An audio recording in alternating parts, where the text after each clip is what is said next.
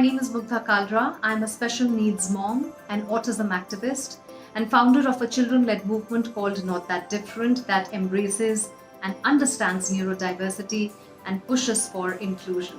And here's my story. My pregnancy was perfect. I was very active, very healthy, very pampered and taken care of, busy designing the nursery, finding the right furniture, buying things, traveling, shopping, very privileged, very grateful.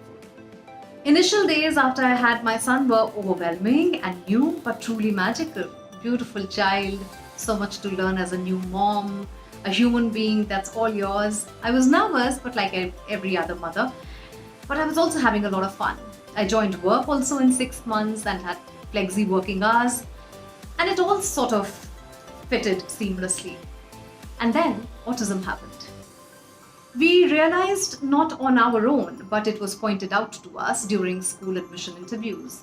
They were classic red flags, but those that can easily be mistaken for an introvertish personality type. My child was happy by himself. He engaged with only a few people.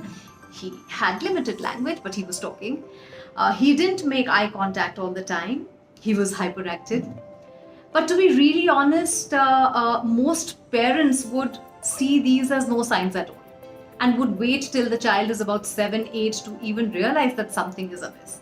It's even tougher in the case of girls. Their diagnosis is much tougher as boys are relatively more hyperactive and girls just stay quieter. So yeah, we were told one fine day that, get your child assessed for autism. There is no way of making sense of an autism diagnosis. You're never the same. Life resets. You can continue staying in the same rut, in denial, in anger, in grief. Or then just say, I gotta take charge of my life, I gotta take charge of my child and see what best can be done. It is not easy. People take time. And I think once that shift happens, when you start to accept and embrace it, then life becomes beautiful. My son, while he comes with his unique challenges, he comes with his strengths. Discipline and structure. He is very good with things that are part of his repeated calendar, and he is very sharp and quick to learn visually. He may not be great in a classroom setup, but he is quick to learn in a one-on-one setup. So I needed to find out what are the ways in which I can help him. I can push his learning. And if I do that, he gives me massive results. Because he is semi-verbal, that is a challenge. And this is a social communication disorder, as pragmatic language is a challenge, but we just work on the strengths. We just work on finding different ways in which he can communicate and not really saddle him with our expectations of learning or communicating in a cookie cutter mold. Bad days are less now. For now, I understand my son. I can preempt his behavior. I know how to avoid a situation, how to avoid a meltdown. But when he was younger, when his sensory issues were really heightened, meltdowns would happen. Repetitive behavior or his stimming would catch people's attention. It still does, but we don't care.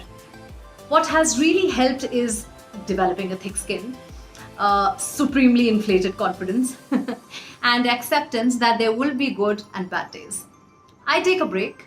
Caregiver's fatigue is a real thing. I try to take care of myself, my health, I try to exercise, and above all, I keep my sanity intact by working and by having my own set of friends and my own set of life.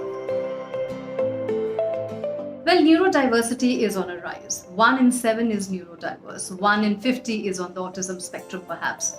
We need to read about these conditions. They are not disease. They are just conditions that can be managed. My suggestion would be, do not treat your child as his diagnosis, as a label. He's your child first. His diagnosis should not change the way you look at him. Give him the acceptance and the life he wants, and not what you think is the right life for him or what people define as normal. Find what therapies can help him, find what his learning style is, and see if he needs medical support. And for God's sake, do not hide your child. Take him out, expose him to situations, expose him to people. That's the only way he will learn, when he is exposed to the world. Give him fun, give him family, friends, functional independent life, and fitness. As a parent, it is very important that you talk about autism. You make people aware. Fight for your child's right to education and support him with every inch of your energy and existence.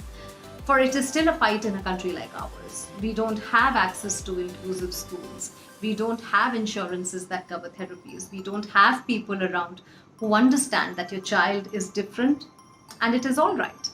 So you have to fight the good fight.